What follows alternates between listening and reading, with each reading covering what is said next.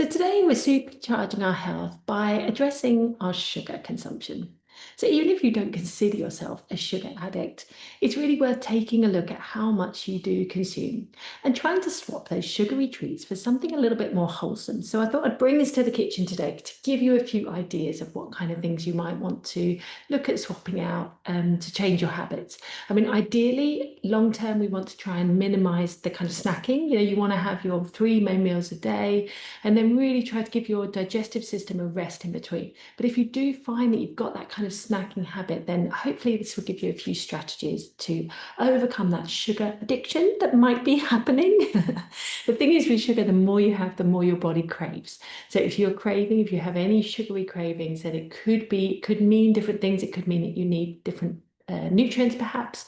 But first of all, we just want to look into, this is like where you really want to look into your cupboards and perhaps clear out those sugary treats that are just going to be tempting and too difficult for you to abstain from this week. So the problem with sugar is that it really fans the flames of inflammation that affects the body's ability for white blood cells to fend off viruses and bacteria. And in fact, the immune system stays depressed for hours after consuming sugar, according to recent studies. So yeah, it's really worth for your immune health to look at that sugar consumption. And also, of course, if anyone's looking at metabolism as well, and perhaps you're gaining weight, perhaps you're going through particular life stages, say, for example, the menopause stage, through this stage, we actually become a little bit insulin resistant. So our body finds it a bit more difficult to manage and metabolize sugar. So therefore, we're more sensitive to those sugars and the kind of how they can affect our body, may lead to more weight gain, certainly around the middle area. So that's why we want to look into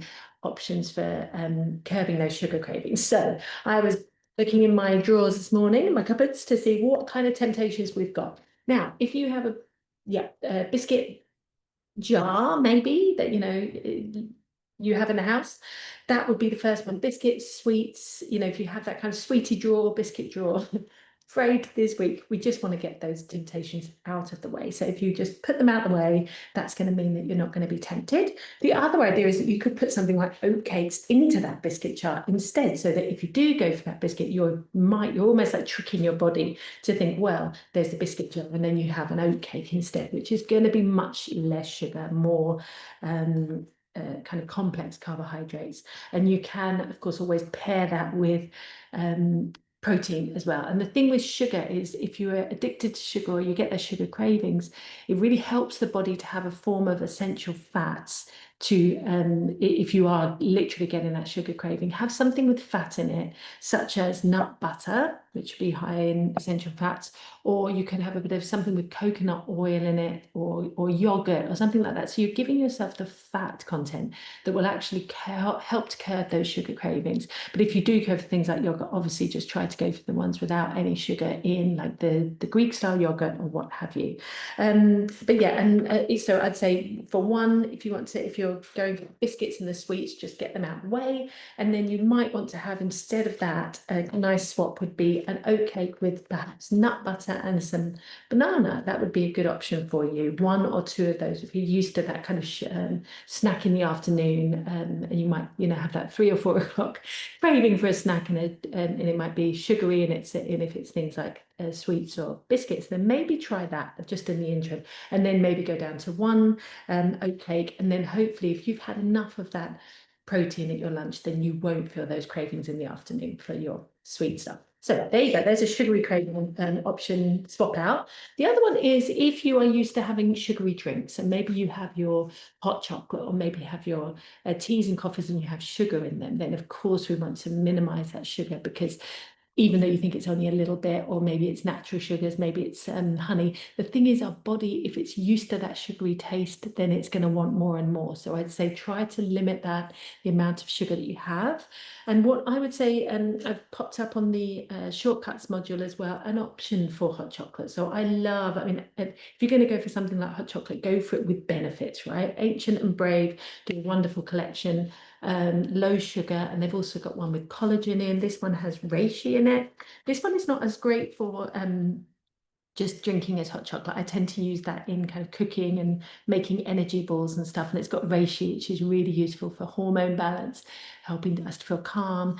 But there's another one that they do, which has got the cacao and collagen in, which is really good. Collagen really helps the matrix of the skin, especially when I think we stop producing as much collagen after 20 in our 20s, and then we need to get it from our foods and things like that. So the cacao and collagen has that in it. And the thing with collagen is as well, I can go into it, sorry, this is a whole nother deep dive, but collagen, you want to make sure that it's the right molecular weight for absorption in the body. So there's a lot of collagen supplements, got a lot of collagen out there. They're not always at this correct weight, which your body can absorb. So some of it is not yeah, there's not many regulations in the industry. So I like to follow ones that do have that right correct molecular weight, and Ancient and Brave is one of those. The other one is Wild Nutrition, do another one. So yeah, there's some options for you. And how lovely is that? If you have, if you're used to having the sugary and then you go for something, yes, it's going to be a bit more expensive, but it's got those wonderful benefits for you, and it's not got those sugars. It's very low in sugar. The other thing is to really look at non-foodie treats, and I'd really like you to begin to bring those in. So when we think, yeah, treats, you tend to think we'll have a treat, you'll go out for a coffee, you'll go out for a cake, you'll go out for a, drink, whatever it is. It's usually, if you associate treats with food, and yes, we come from an Italian family and food is always a treat, all food is a treat. But what we want to do is try to disconnect that connection with treat being something that's unhealthy for us, say alcohol, or say something naughty, therefore it's a treat. Why? This is, again, we're just trying to change that the mindset around that. What we want to do is to begin to bring in the non-foodie treats. It might be a lovely walk on a autumnal afternoon. It might be going to have a sauna or a spa day or a massage, these non-foodie treats, or meeting with a friend, for whatever, maybe, if you're used to meeting for a friend for that coffee and cake, maybe meeting for a friend and going for a walk, and that can feel like a real non-foodie treat. So I'd like you to just begin to explore that, to think what kind of things would be interesting for you to start bringing in that might not be food. So hope that's all good. Have a wonderful day. See you tomorrow. Well done, everyone. You're doing fabulous. Bye.